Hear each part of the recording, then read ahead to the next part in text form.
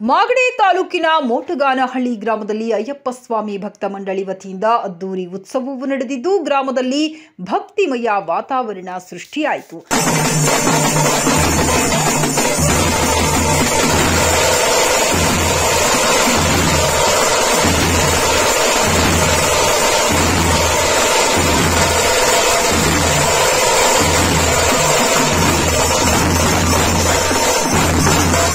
ಅಯ್ಯಪ್ಪ ಸ್ವಾಮಿಗೆ ಮಾಲೆ ಧರಿಸಿದ ಮಾಲಧಾರಿಗಳು ದೇವಾಲಯದಲ್ಲಿ ಗ್ರಾಮಸ್ಥರ ಸಾನ್ನಿಧ್ಯದಲ್ಲಿ ಅಯ್ಯಪ್ಪ ಸ್ವಾಮಿ ಮೂರ್ತಿಯನ್ನ ಪ್ರತಿಷ್ಠಾಪಿಸಿದರು. 3 ದಿನಗಳ ಕಾಲ ವಿಶೇಷ ಪೂಜೆ, ಭಜನೆ ಹಾಗೂ ಧಾರ್ಮಿಕ ಕಾರ್ಯಕ್ರಮಗಳನ್ನು ಆಯೋಜಿಸಲಾಯಿತು. ಭಾನುವಾರ ಶಬರಿಮಲೆ ಯಾತ್ರೆಗೆ ತೆರಳುವ ಹಿಂದಿನ ದಿನ ಗ್ರಾಮದಲ್ಲಿ ಅದ್ದೂರಿ ಉತ್ಸವ ನಡೆಯಿತು.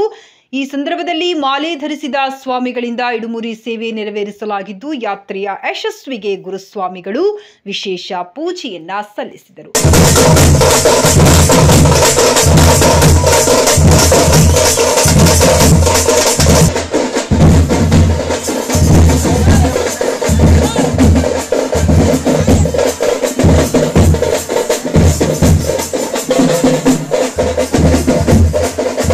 ಉತ್ಸವದ ಪ್ರಮುಖ ಆಕರ್ಷಣೆಯಾದ ಆನೆ ಮೆರವಣಿಗೆಯು ಗ್ರಾಮದಲ್ಲಿ ಭಕ್ತರಿಗೆ ಆಕರ್ಷಣೆ ಉಂಟು ಮಾಡಿತು.